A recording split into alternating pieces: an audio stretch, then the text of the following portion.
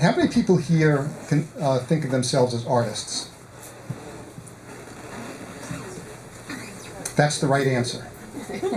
All of those who did not raise their hand, you are also artists. And that's the premise of my book, because it is called Becoming a Life Change Artist, and it's basically based upon the premise that life change is a fundamentally creative process. And since it's a creative process, it requires creative skills. So anyone who takes the journey of life change and uses their creative skills is an artist. Maybe not the traditional artist in the sense of a sculptor or a poet, but you are certainly a life change artist. I came across this revelation, if you will, partly as a reflection of my own journey. And in the mid-1990s, I was a corporate executive living in Minneapolis, and I took an art class, a sculpture class, almost on a whim. I had not taken an art class since the 7th grade. And I just sparked to it. I began to form pieces, and I had a wonderful teacher and set of teachers. They encouraged me, and I was pretty soon entering pieces into judge shows, and then I moved on, and I had a one-person show, and I started to do some real stuff, and people actually paid for my work. And before I knew it, I moved to painting and drawing, and I had a similar kind of experience there over a 10-year period of time. Now, during that period, I also dove into the lives of the great artists. I was very, very curious about what accounted for their tremendous creative output. And my first response to myself was they were geniuses. I mean, who could deny that Da Vinci was not a genius or Picasso was not a genius? But I soon realized that that was not a satisfactory answer, because there have been geniuses in many fields of life, including art, that never rose to the level of creative output that these great artists did. So there must have been something else in play that really accounted for that. And as I read their biographies, in some cases autobiographies, their letters, their journals, their sketchbooks, I identified what I now call the 7 creative skills of the great masters. And these are skills that go above and beyond pure talent. In fact, they are the elements that, when you apply them to talent, catapults you to a higher level of creativity. So that was one of the kind of intellectual pursuits that I undertook. At the same time, I was going through all these changes. I stepped away from the corporate world in 2001 to pursue my artwork in a more serious way. I had no idea where it would lead. I kept on doing some consulting and some other work in financial services, but I spent more time on my artwork. But I became curious about other people who were going through life change as well. So I began in an informal way to begin to interview people who had gone through significant change.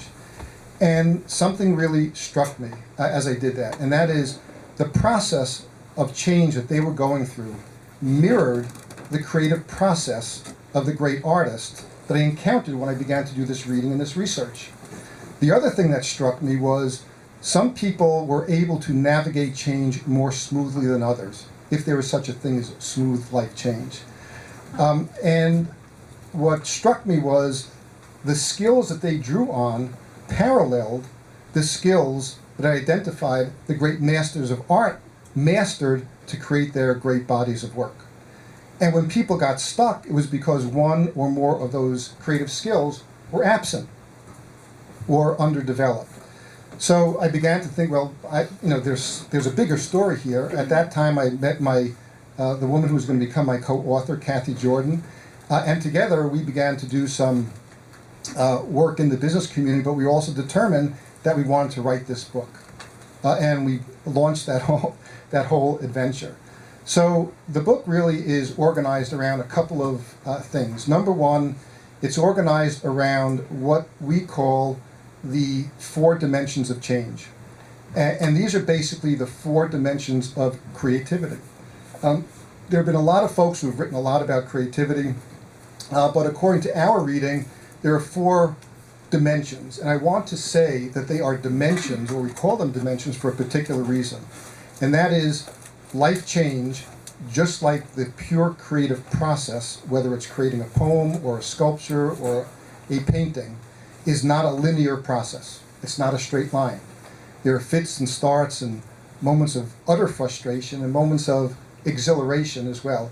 and you start down one path, you bump up against something, you go down another path, you try things and so forth. So these 4 dimensions are ones that also are the dimensions that we experience when we move through change in our lives.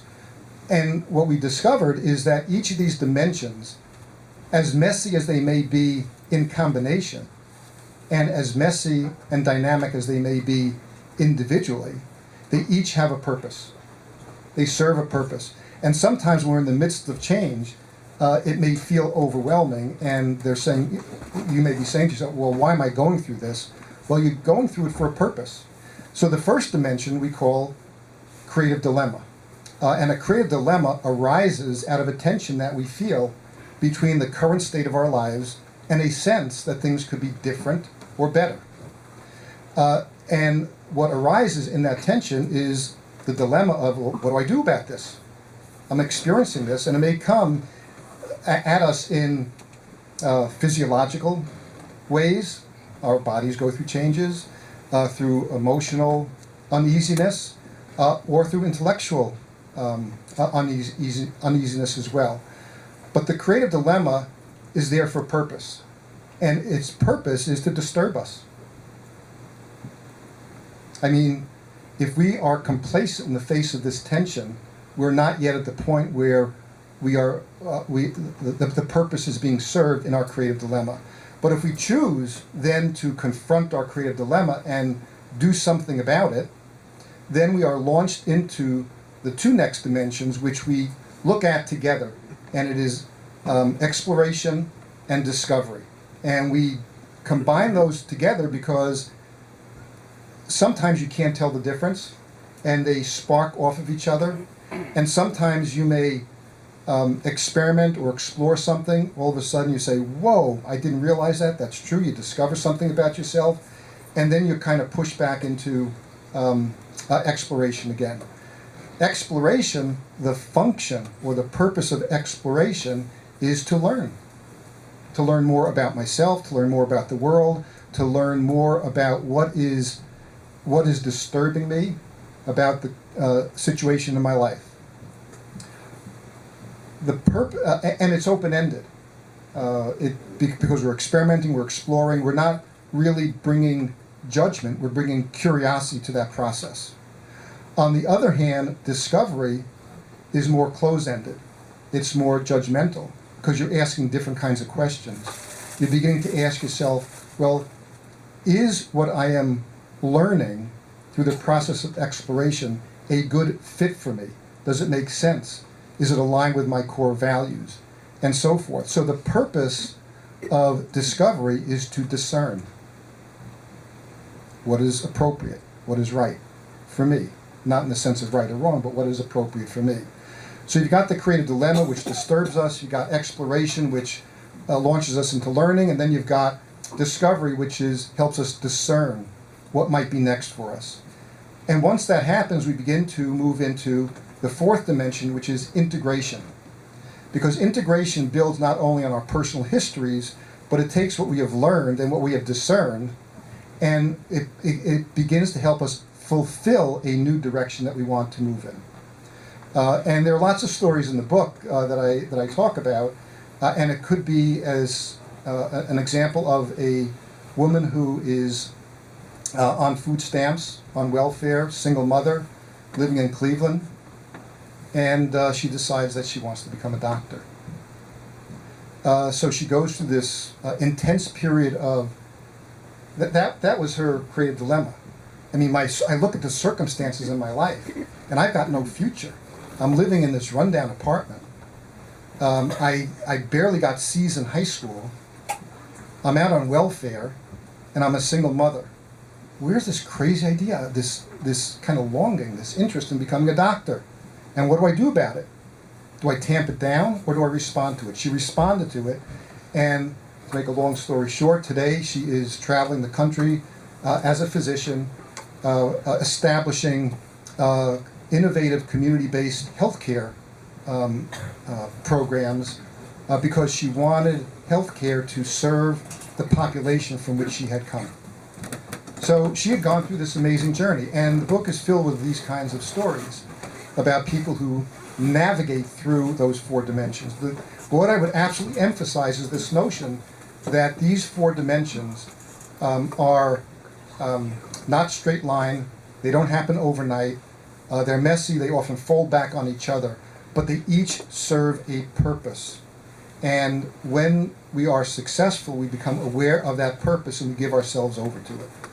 So the second component of the book is really organized around the 7 creative skills. As I mentioned, these skills were accountable or responsible for helping the great artists elevate their art from good art to masterpieces and exceptional art.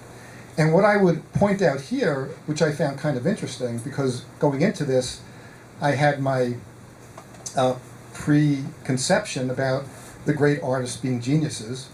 But what I found out is that different artists come to their visual language and come to their unique style at different paces and under different circumstances. So you've got a fellow like Picasso who, at the age of 13, in his own words, could paint like Raphael. In fact, there's an apocryphal story that when he was 13, he painted a picture of a bird, and his father, who was an established artist, saw this painting, and he said, "I could never paint as well as my son," and he gave up painting. So from a very young age, he was absolutely brilliant. Rembrandt, by the time he was 18 years old, had established his own shop, which in 17th century Netherlands was very, very unusual. So there are folks who come to it very early. On the other hand, you've got a guy by the name of Henri Matisse, probably one of the top 2 to 5 artists in the 20th century, a friendly competitor with Picasso. Some of you might be familiar with some of those dynamics. He came to art relatively late. He was suffering from colitis. He was in the hospital. He was around 20 years old. His mother brought him a paint set with some scenes, and he started painting, and that was it. However, he was so bad at it that he applied to the École des Beaux-Arts and was rejected a couple of times. He finally got in and submitted a drawing, and one of his instructors said to him, "Monsieur Matisse, this drawing is so bad, I'm reluctant to tell you how bad it is." So here's a guy in his 20s who was still struggling and yet he became one of the great colorists in the history of art.